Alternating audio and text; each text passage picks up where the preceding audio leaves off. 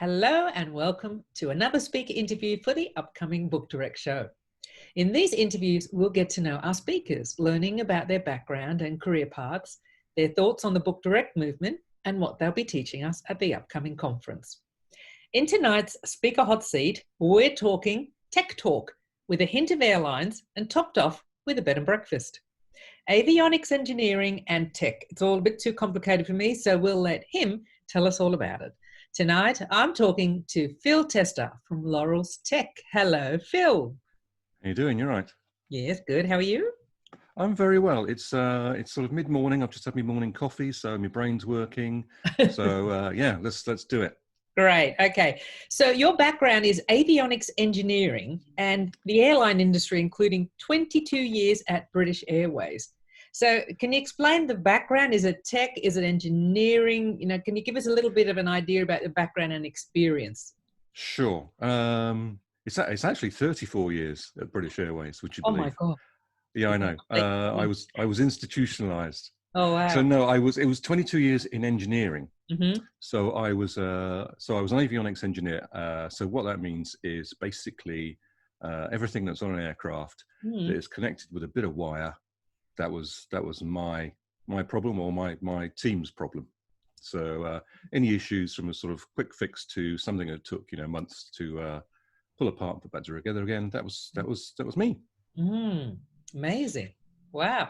And so now you offer so now you're offering tech service and experience in the short-term rental industry. You moved on to websites and SEO and things like that. How did you go from engineering to web?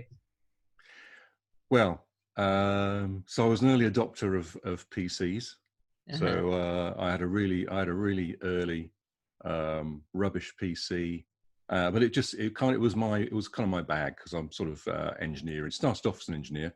I didn't finish off in engineering, but I started off as an engineer, and it kind of just websites grew from the PC stuff. So I was on the PC. I remember the first time I connected up to the web. The old ding dong crazy noise, and then I didn't know where to go, because there was no Google. You had to literally get a book and say, these are some cool websites. So I literally then, I must have been 1990-ish. I made my first website. It was called Phil's Formula One page, which is another passion of mine. So motor racing, etc. So I built this really what I thought was a really cool Formula One page, and I actually got people visiting it, which I was impressed with. Yeah, I was going to say there might have only been 20 people on the internet. How many managed to see your website? Exactly. So that was cool. So, and that's really where it started from. And then because I years later. So I'd been doing that for ages, and I was I used to build PCs for people and all that kind of stuff. So I was, years later, we had a holiday villa, which we bought, which we rented out. So I obviously made the website for that, and then it went from there. Yeah, right. That was I don't know, nearly 20 years ago. Right. So you actually started in holiday rentals with your own place 20 odd years ago. Yeah. Right. And so how did you move from that to where you are now in a bed and breakfast? Well, so I left engineering and I went to work in head office for British Airways, and worked in revenue management. It was a good skill for vacation rentals, etc. And then I worked in crew planning, which is, I won't bore you with, but it's super complicated. But again, quite techie. I actually want to talk to you about that, because every time I sit on an airplane, I wonder, how do they do the rosters? Oh my God. So we'll talk at the show. Cool. Yeah, super complicated. Trust me. So I did. I did a bunch of other stuff, project management for technical projects within BA, yada yada yada. Anyway, I got hacked off with the corporate life. I don't need to tell you how that works. So that kind of naffed me off. And Helen and I used to. She worked as a civil servant, and we both went, you know what, we should go and work for ourselves. Let's buy a little B&B somewhere. And it was a kind of running joke. It was a running joke. We didn't even take it seriously. and then one day we just decided to do it. Yeah, so we ended up literally was, I don't know, it was 4 months between the idea going, yeah, that's doing it, and us moving in here. You took the plunge. Wow. Yeah, absolutely, Great. best thing we ever did. That's what Fabulous. you got to do.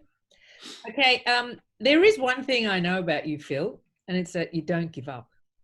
In 25 words or less, I'll give you 50 actually. This is a good story. Please tell us what the two words sinkhole mean to you. So, yeah, that's a long story. If you want to see the whole story, you can No. look at that. You can see it on Yeah. my blog. I saw the whole story. That's why I'm only giving you 25 to 50 words because Okay. it's a great story. Okay. Small hole arrived in our driveway. Small hole turned into very large hole. So, which meant so yeah, it was, I don't know, it must have been 3 or 4 meters across, and it was 140 feet deep, and yeah, so we had to close for 2 years whilst they fixed that and a whole bunch of other stuff. So yeah, there you go. Incredible. You didn't give up. You hung in there for the 2 years, and your B&B was back in business 2 years later. Incredible. Yeah, it's weird. I look back at some of the photos now, even, and some of the videos that I did at the time, and even now, even I think, wow, that's incredible. Doesn't feel as though it actually happened to us. It's one of those things that happens to other people. Yeah, it's weird. Yeah, incredible. So, what was it that led you to the book direct movement? How did you start hearing about direct bookings? Actually, it was always something that we wanted to do. So when in the early days, when we had our own villa, and then obviously when we had the B&B, we were with Home and Away and all all the big guys, and it was always great. We hadn't really thought about that it was a movement. It was just us. We just thought, oh, these are great because they don't cost us anything. There's no commission, yada yada yada. But anyway, so one day, about, I don't know, it was about 4 or 5 years ago, maybe slightly, actually probably not that long ago.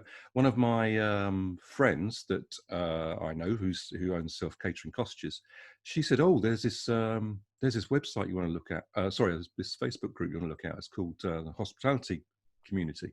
So Mark's Facebook page, and I was like, "Oh yeah, I'll go on there." And it kind of grew from there. I was like, "Oh yeah, there's always people on there that are interested in it," and because I was, because I'd been in the industry, and I was quite, au fait with websites and stuff. So, well, this is stuff we've been doing for years. So that's kind of how it happened. And yes, it's the only way to go. Yeah. And why do you think the book direct movement came to be? Why do you think the pushback?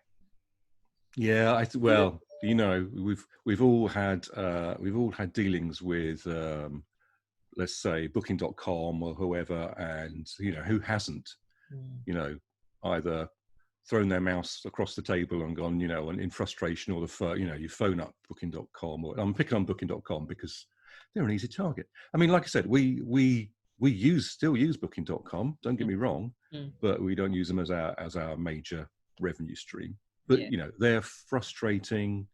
They cost lots of money. We lose control. It's and they're a business. They're a business for themselves. They're not a business for us.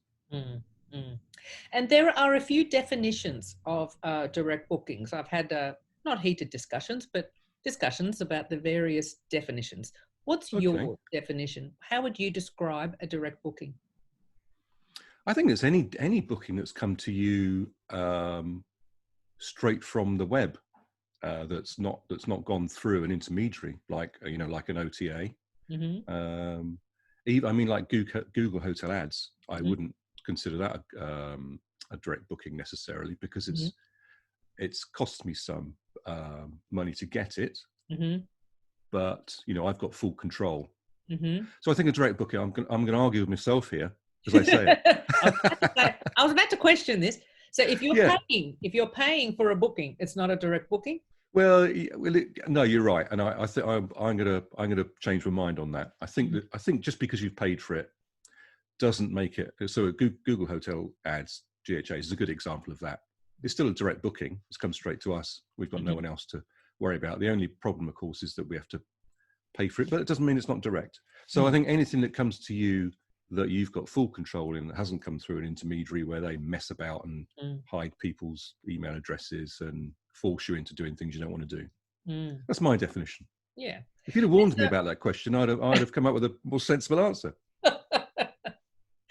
If there was one word to describe the value of a direct booking, what's one word that sums up the benefit of that direct booking, of a direct booking? Yeah. I'm going to say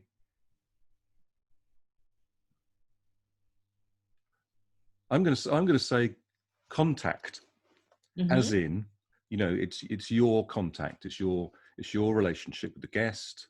You've got a direct relationship with them. You can phone them, you can email them. You're responsible for everything that happens from the moment they click book to the moment they leave. So the contact. Good, great word. Now, at the Book Direct show, you're going to be teaching us about one of the Google products that we should be using. Can you give us an overview of what you're going to be presenting? Sure. So I'm going to be doing Google My Business, so GMB.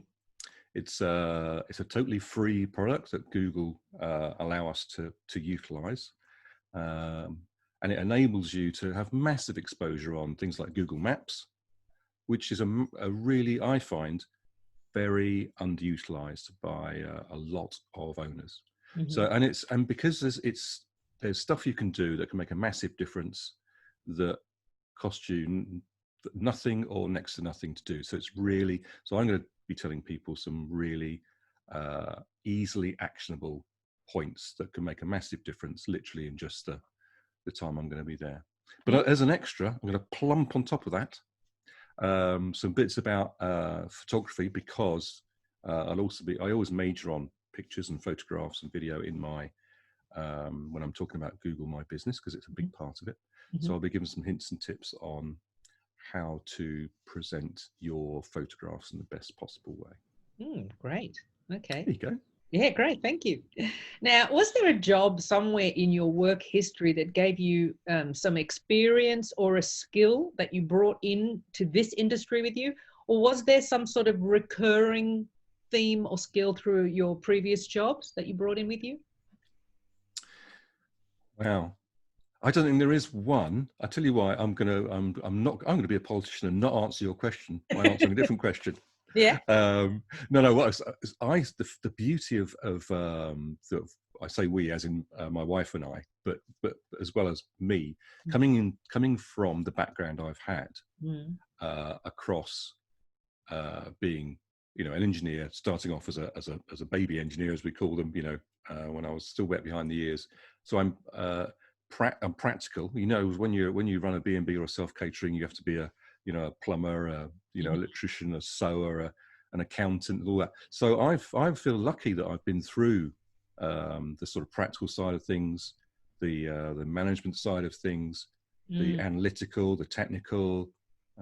So I feel lucky that my working career has enabled me to bring the whole raft of skills, and I think you kind of need that when you're in this business, because you don't realize before you're in here how many hats you have to wear. Yep. Oh yeah, there are a lot of hats. A lot of hats. I always say, if you can't wear the hat, it's going to cost you a fortune. So yes. It's stuff you can't do, you've got to pay someone to do it, and that's when you realize that the more hats you've got, the better off you are. Yes. Yeah. Maybe we should actually have a class on handiwork. You know, the basic home upkeep. You know, screwdriver, drill instructions.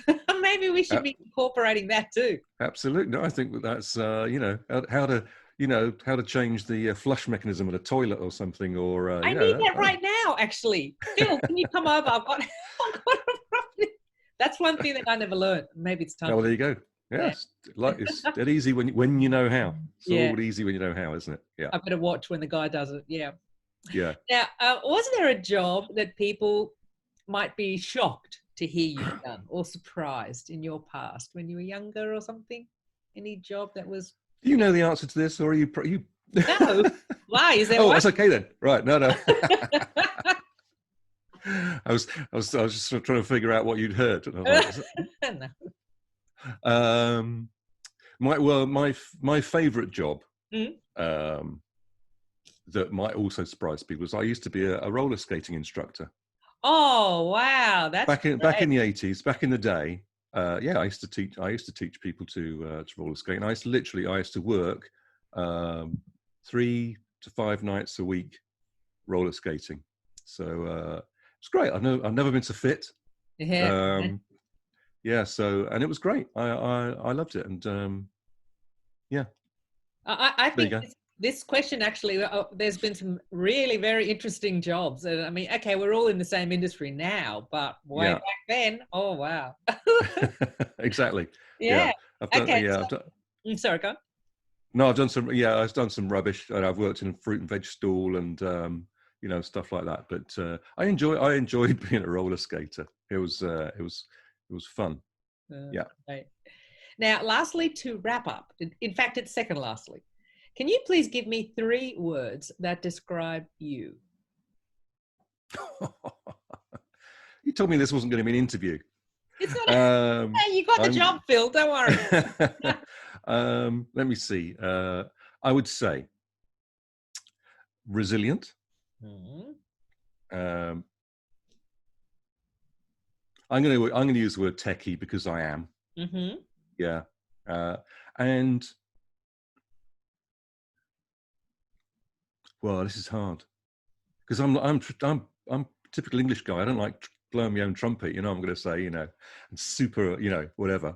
I'm going to say caring. Caring. Yeah, there Lovely. you go. There, yeah, great. Okay. Now, the lucky last question is Yeah. the random question segment, which was optional, but too bad. You can all answer it. The random question. I've stopped asking.